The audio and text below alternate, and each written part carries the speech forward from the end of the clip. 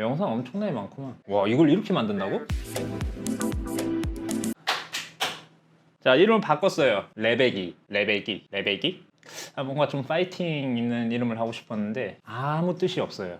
뭐 어쨌든 채널명은 이상한 아뜰리에입니다. 왜냐면 진짜 이상한 걸 많이 할 거예요. 자, 가죽공예와 관련된 채널이라고 해서 맨날 뭐 만들고 뭐 지갑 만들고 가방 만들고 그것만 하면은 재미가 없잖아요. 아니, 그게 더 중요한가? 자, 어쨌든 좀 색다르게 다른 사람 거 구경 좀 해보죠. 자, 과연 유명한 브랜드들은 제품을 어떻게 만들까요? 세계 최고의, 최강의, 가장 비싼 제품을 만드는 곳 중에 하나인 에르메스입니다. 자, 여러분들도 처음에 가죽공예를 시작하거나 뭐 지금도 마찬가지일 거예요. 자, 만드는 방법들을 많이 찾아봤을 겁니다. 뭐 공방에 가서 배울 수도 있겠지만 혼자 독학을 하거나 작업을 하시는 분들 경우에는 유튜브밖에 없어요. 저도 마찬가지였고요. 근데 여기에 다 나와 있어요. 자, 어쨌든 저와 같이 이 영상을 보면서 과연 에르메스는 어떤 도구들을 사용하고 어떤 마인드로 어떻게 제품을 만드는지를 함께 한번 보도록 할게요. 자, 유튜브에 에르메스 워치 스토리 메이킹이라고 치면은 나오는 영상들이고요. 지금 이 더 와치스 TV에서 만든 파트 1, 파트 2 두 개로 나눠져 있네요. 하나 8분 그리고 3분 거의 한 11분 정도 되는 영상인데 한번 같이 1편부터 보시죠.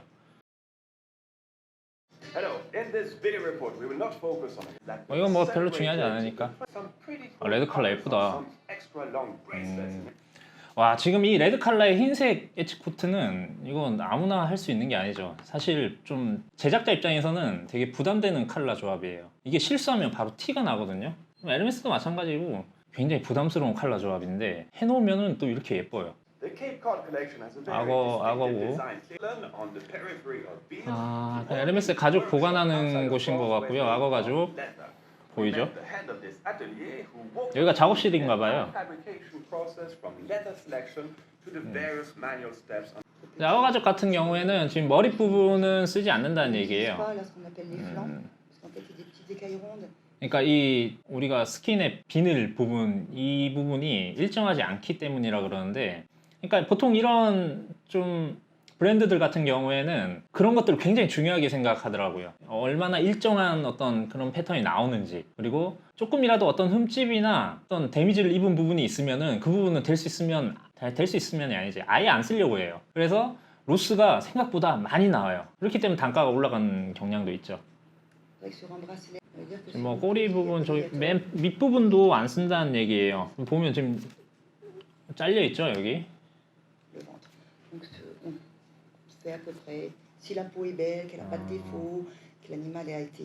지금 상태가 좋으면은 스트랩이 한 4개 정도 나온다, 뭐 그런 얘기인 것 같아요. 그냥 유광, 무광 뭐 2가지가 있다, 뭐 이런 얘기하는데 이건 별로 중요하지 않고, 이게 이제 그 스위프트 가죽이죠. 굉장히 부드럽고 또 실제로 많이 사용하는 가죽 중에 하나입니다. 가격이 조금 있어요. 이제 작업하는 과정으로 넘어가는데, 이제 이거 같은 경우는 프레스, 이제 보통 좀 대규모 아뜰리에에서 많이 사용하는 거고, 이게 아마 아톰 프레스인가? 아마 그랬던 걸로 기억해요. 제가 뭐 이런 큰 프레스를 잘 안 쓰니까. 이제 이런 분들은 말 그대로 지금 촬영이 보이죠? 여기 2개 촬영이 보이는데, 그 시계 스트랩 쓸 부분, 스킨이 예쁜 부분, 그리고 상태가 좋은 부분을 셀렉을 해서 그 부분을 가재단하는 거라고 보시면 돼요. 그래서 다른 거는 뭐 똑같은 얘기 하고 있는 거고요. 이것도 마찬가지예요. 지금 그치, 이제 이 가재단을 해서 가장 좋은 부분을 쓰는 거예요. 지금 나머지 여기, 지금 여긴 다른 소품 뭐 이런 데 쓰겠죠. 이 정도 크기로 쓸 수 있는 가장 좋은 부분이라는 거예요, 여기가. 근데 사실 이런 거는 뭐 개인 작업자 분들한테는 큰 의미가 없는 이 프로세스인 게, 뭐 다 이 짜투리라도 지금 쓰기 바쁘지, 뭐 이런 거 중간에 다 날릴 정도면 에르메스 정도는 돼야지 이렇게 할 수 있는 거고. 자, 이제 나오죠. 자, 여기서 지금 이분이 얘기하는 것도 thickness, 이 지금 두께가 정말 중요하다는 거예요. 이런 소품들은 사실 두께를 얼마로 하느냐에 따라서 뭐 보강제, 안감 이런 두께들이 완전히 틀려지기 때문에. 자, 여기 보시면은 지금 여기 보이나? 지금 여기 보면은 여기가 PR이 돼가지고 지금 엄청 얇게 날라갔어요. 굉장히 얇아요. 지금 보이시죠, 여기? 지금 뭐 너덜너덜 수준을 떠나서 뭐 거의 뭐 미리수로 Et on les prépare aussi avec 찾기도 힘들 정도로 완전히 날렸죠. c'est comme ça, 자, 이제 이게 보강제를 붙이는 작업인데 보시면은 on se retrouve du coup 예, avec ceci. 그렇죠. 여기 지금 이거 흰색 이 보강제랑 그다음에 지금 겉감이에요. 이게 겉감. 이제 겉 가죽이랑 지금 이 보강제가 결합이 되는 과정인데 L'encollage, on encolle le 지금 보시면은 이제 이렇게 접어놓고 겉감을 같이 이제 접어주죠 위에. 여기 얘네들 보면은 웃긴 게 이걸 얼마나 얇게 하려고 이걸 막 갈아냈어요. 지금 갈아낸 거 보이시죠? 여기 반짝반짝할 정도로. 보통은 보통 뭐 이런 자 같은 걸로 이제 돼가지고 하면 되는데 이 방식이 나중에 제가 한번 보여드릴게요. 그 제 시계줄 만드는 영상에도 뭐 비슷한 과정입니다, 모두. Tiens, on se retrouve du coup avec ceci. Donc cette femme. 지금 이 본딩 하고 있죠. 지금 보면은 이렇게 이제 이게 겉감이랑 보강제 피스가 지금 붙은 거예요. 여기 완전 지금 PR 날라가면 기가 막히다. 여기서 보면은 Cette partie blanche, c'est ce que je vous appelais tout à l'heure le vélodan. 네, 지금 비루동이라고 하는 이 화이트 티슈, 그러니까 보강제를 얘기하는 건데 이 보강제 지금 흰색이 뭐 에르메스에 정확하게 뭐를 쓰는지는 뭐 저도 모르겠어요. 에르메스에서 일하는 분이 없기 때문에 주변에. 근데 아마 그 얘기를 듣기로는 독일 거였나? 독일제 어쨌든 그 빌도나라는 보강제로 지금 많이 알려져 있거든요. 사실은 그게 한 0.2mm 정도 되는데 보통 그 비접착식을 많이 써요. 왜냐면 다 본딩을 해서 사용하기 때문에. 접착식 같은 경우에는 아마 써보신 분들은 알겠지만은 이제 이런 어떤 유연하게 구부려지거나 할 때 그 열로 접착을 하는 부분이기 때문에 마감 퀄리티가 좋게 나오기가 힘들어요. 이런 이제 유연성이 있어야 되는 부분. 그러니까 차라리 뭐 일자로 확 펴지는 작업이라든가 빳빳한 작업을 해야 될 때는 이게 효과가 있는데 보통은 비접착식을 많이 쓰는 게 일반적입니다. Voilà le fameux vélodan qui va être pris en sandwich entre nos deux cuirs.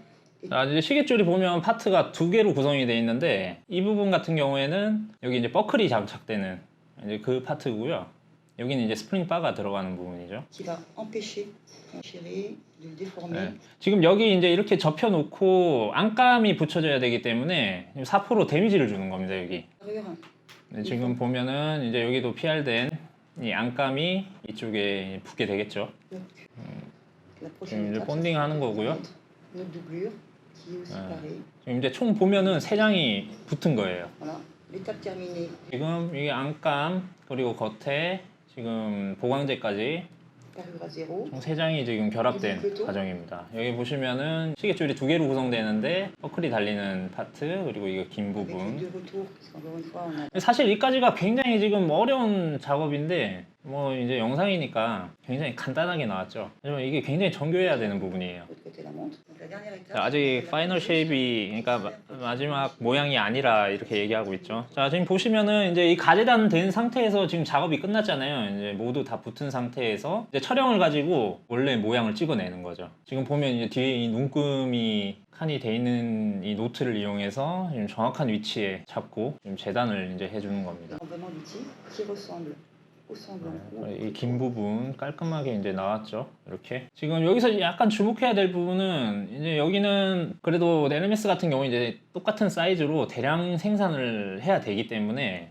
지금 이런 필요한 부분들은 미리 타공을 다 해버리고 지금 이쪽 보면은 이게 이제 사실 바느질의 핵심이에요. 중심 라인을 잡아준 건데 LS 시계줄 같은 경우에도 다 미싱 스티치를 하기 때문에 이 중간에 어떤 이 스탠다드한 어떤 포인트가 있어야 됩니다. 아마 계속 보시면은 이해가 되실 거예요. 네. 자, 이제 작업실로 넘어가고 있어요. 익숙한 도구들이 좀 많이 보이기 시작하죠, 이제. 야, 흰색에 빨간색. 이거 조합도 아무나 하는 게 아니죠. 간단하게 이제 프로세스, 자동 기계를 이용한 프로세스들은 이제 다 끝이 났고 손으로 작업을 해야 되는 부분이 나오는 거죠, 이제. 뭐 루프부터 이런 작은 포인트들이 이제 계속 보여줄 겁니다. 이 스티치도 지금 보이고 있죠. 그다음에 폴리싱 옆에 우리가 뭐 단면 마감하는 것도 계속 나오고 있죠.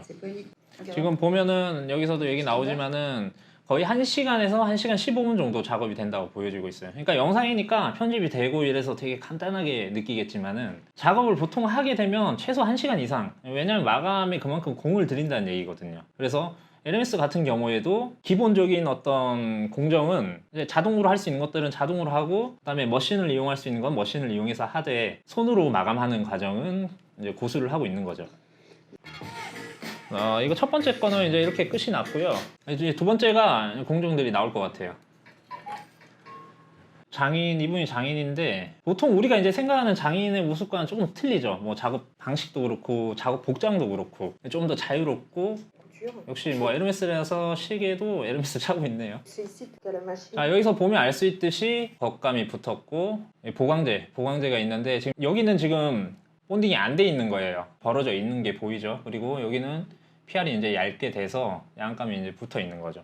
LS 같은 경우에 시계줄은 뭐 보통 아시는 분들도 있겠지만 그 체르마트라는 이제 방수가 되는 이제 가죽을 안감으로 많이 사용하는데 이게 굉장히 비싸요, 사실. 좀 대량으로 판매를 하지 못한 경우에 그냥 안감으로만 사용하기에는 개인적인 제작자분들에게 굉장히 부담이 될 수 있는 그런 가죽인데 가죽 자체는 굉장히 좋습니다. 지금 여기서 얘기하는 게 뭐냐면은 이제 여기 보면은 셋땀은 손으로 한다 이제 이 말인데요. 지금 보면은 여기에 스티치는 다 이제 머신입니다. 머신 기계로 다 박음질을 끝냈고 그리고 마지막 셋땀만 지금 손으로 해주는 거예요. 마감만 해주는 거죠. 이게 왜 그러냐면 기계 같은 경우에는 다시 거꾸로 셋땀을 올 수가 없어요. 근데 손으로 이제 마감을 하게 되면 좀 더 견고하고 튼튼한 마감 방식을 할 수 있기 때문에 시간이 좀 걸리더라도 좀 필요한 공정 중에 하나라고 생각이 듭니다. 바늘 들어가는 거는 보면은 새들 스티치 우리가 알고 있는 그 방식 그대로 사용을 하는 게 맞고요. 지금 왼쪽 들어가고 오른쪽 나오죠. 네, 뭐 전형적인 새들 스티치의 방법입니다. 지금 보셨나 모르겠는데 여기서 보시면은 오른쪽이 마지막에 나오죠. 여기에 보면 이제 오른쪽이 마지막에 아까 딱 들어오는데 그게 이제 마지막 마감이에요. 마지막 마감. 그래서 한쪽 면으로 바늘 두 개가 나오는 그런 방식을 쓰고 있습니다. 지금 여기 이제 영상에 보시면은 지금 뭐 이렇게 실이 길게 다 남겨져 있잖아요. 이게 이렇게. 그러니까 1차 넘어올 때 손으로 하는 작업으로 넘어오기 전에 이제 실을 저렇게 길게 남겨놓고 다 이제 잘라서 이제 넘기는 거죠. 그러면은 바늘만 끼워서 마감 작업을 할 수 있게끔. 그래도 이게 엄청난 일이긴 해요. 자, 보면은 리퍼로 실을 자르죠. 쪽가위, 뭐 여기선 쪽가위를 보기가 쉽지가 않아요. 지금 한쪽으로 실이 두 개가 다 나왔죠. 한 방향으로. 그러니까 에르메스의 실 마감 방식을 볼 수 있는 부분이에요. 이게. 자, 두 쪽이 나오고 이제 송곳을 이용해서 이제 여기 본드를 살짝 묻혀서 실을 안쪽으로 집어넣어서 마감을 하는 방식을 쓰는 건데 이거는 뭐 보통 아마 대부분의 작업하시는 분들이 이 방법을 많이 쓰고 있을 겁니다. 그러니까 실의 종류에 따라서 사실은 이제 마감 방식이 조금 틀려요. 뭐 본드를 이용해서 마감을 할 수도 있는 거고 아니면 뭐 라이터나 이런 불 이런 것들 이용해서 할 수도 있는데 그거는 실의 어떤 재질에 따라 차이가 있는 부분이기 때문에 어떤 게 맞다 틀리다 뭐 이렇게 볼 수는 없어요. 이제 실 마감 과정이죠. 망치로 때려요, 그냥. 보면은 지금 사포로 지금 갈아내는 과정인데 소리 들리세요? 소리? 지금 이 방수가 되게 낮은 거예요. 아까 그 촬영으로 이제 모양을 깔끔하게 재단을 했단 말이죠. 근데 다시 사포로 엣지코트를 바르기 전에 이렇게 갈아낸다는 거는 그 에르메스만의 좀 독특한 마감 방식이에요, 이게. 일단 계속 한번 볼게요. 갈아냈고 그리고 지금 1차로 엣지코트를 바르는 거죠. 송곳을 이용해서 지금 바르고 있고요. 이건 뭐 여러분들 다 잘 아시는 블랑샤르의 제품. 둥근 송곳. 그래서 자, 여기서 보면은 이제 1차적으로 엣지코트를 바르고 지금 장식선을 지금 넣죠. 아마 FN 팁인 것 같은데 몇 밀리짜리인지는 잘 모르겠어요. 안 보여가지고 뭐 1.5, 2짜리 되지 않을까? FN2 정도 될 것 같은데 지금 보면은 옆에 엣지가 지금 다 갈려 나오죠. 지금 단면뿐만이 아니라 이 모서리 부분까지 지금 거의 코팅해서 입히는 느낌으로 거의 열마감의 일종이라고 볼 수 있는데 근데 이 방법 같은 경우에 주의 깊게 보셔야 되는 게 이건 엣지 코트의 성분이나 어떤 그런 소재 엣지 코트 하여튼 성분에 따라 조금 틀릴 것 같아요. 이게 어떤 엣지 코트를 사용하느냐에 따라서 이 방법이 괜찮을 수도 있고 아닐 수도 있다. 뭐 일단 그렇게 보시면 되고 저희들이 뭐 엣지 코트 어떤 걸 쓰는 건지는 잘 모르니까 우리는 뭐 이런 것만 보면 되죠. 자, 장식선 지금 바로 긋고 있고 자, 지금 아까랑 보면 사포 색깔이 틀리죠? 그러니까 좀 더 이제 부드러운 사포로 넘어왔다는 뜻이에요, 마감에. 뭐 대부분이 아마 마감 다 그렇게 하실 건데 소리 자체가 이미 이제 부드러워졌죠. 그래서 1차로 완전히 엣지코트를 건조시킨 다음에 조금 고운 사포로 고르게 지금 만들어주고 있습니다. 그래서 2차 다시 에치 코트를 En 바르죠. attendant que ça sèche, 지금 뭐 여기선 2번 정도 바른 걸로 나오지만 실질적으로 뭐 몇 번을 발랐는지는 잘 모르겠어요. 아마 많이 발랐겠죠. en attendant que ça sèche, 이제 시계 루프를 만드는 과정이고요. 지금 이제 이거 보시면 아시겠지만 이렇게 길게 쭉 만들어 놓고 이제 그때 필요한 만큼 잘라서 쓰는 그런 방식이고 역시 니퍼로 자르고 있죠. du bracelet. 자, 사이즈 보고 PR. 그래서 본딩하고 네.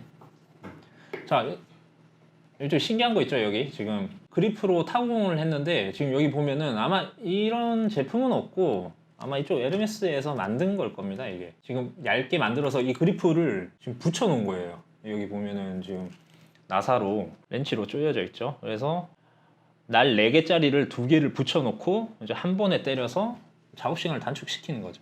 자, 지금 보면 실 부분이 뒤에 어떠한 마감도 돼 있지 않은 상태에서 여기서 시작합니다. 밖에서 안쪽으로 들어왔죠. 그리고 안에서 끝났고 이 본딩 하는 건 이제 마감이고 잘라내고 루프는 뭐 간단하게 만드네요. 사실 루프도 시간이 많이 걸리는데 보시면 이제 이게 아까 루프를 잘라내면서 PR을 해서 이제 양쪽을 이렇게 붙였단 말이죠. 이렇게 붙이고 지금 여기 경계선이 보인단 말이에요. 이 경계선을 다시 에치코트를 발라서 감추는 거예요. 열 마감을 할 거고 Celui-ci, 이제 마감을 하죠. c'est la teinture.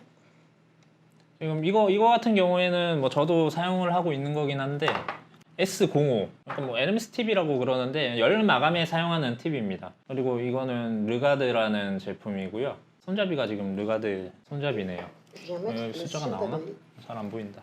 자, 그리고 왁스 마감을 했죠. La cire d'abeille. 지금 순서상으로 봤을 때 여러분 잘 보셔야 되는 게 지금 열 마감이 끝났어요. 지금 끝났는데 다시 이 위에 왁스를 지금 코팅을 하는 거예요.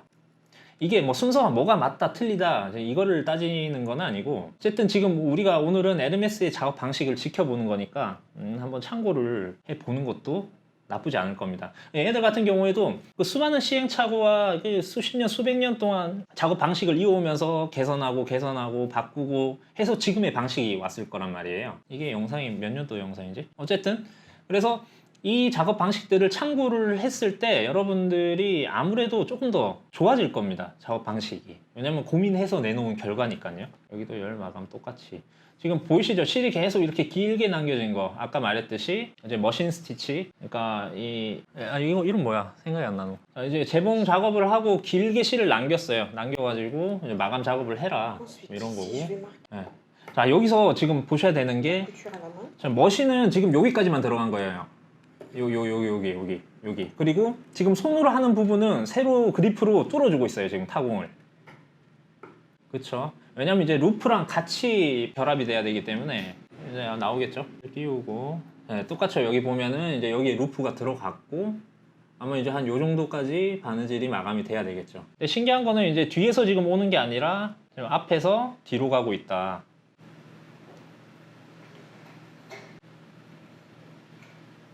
Et je remets un petit point de colle. 자, 보시면 이제 황동으로 형태를 만들어 놓고 모양을 아마 약간 좀 반듯하게 유지시키기 위해서 이제 망치로 이렇게 마감을 하고 긋고 이렇게 편하게 하려고 이제 이런 황동을 만든 것 같아요. 팁 같은 거를. 자, 이것도 뭐 시계줄 팁인데 말 그대로 열을 이용해서 이제 아까 그 스프링바가 들어가는 부분을 미리 이제 해주는 겁니다. 이게. 1 heure par bracelet, juste pour la finition. 자, 이렇게 지금 꾹 맞게 아까 그 황동 팁이 그래서 중요한 게 이 정도에 딱 들어가는 정도의 두께를 이제 계산하고 이제 이 루프 작업을 한 거예요. 이렇게 여기 이제 흰 색깔 이것만 봐도 이제 아시겠죠? 지금 2번째 에치코트 들어가고 있는 거예요. 이제 자, 여기서 보면은 보이죠? 아까 얘기했던 것처럼 지금 재봉이 끝나고 실을 되게 길게 남기죠. 길게 당겨서 끊어내주고 그 다음에 옆에 작업자한테 넘겨주고 아 여기 보시면은 이것도 지금 다 실로 이렇게 실 연결해서 만든 건데 뭐 에치코트 건조시킬 때나 뭐 이럴 때 쓰면은 괜찮을 것 같아요.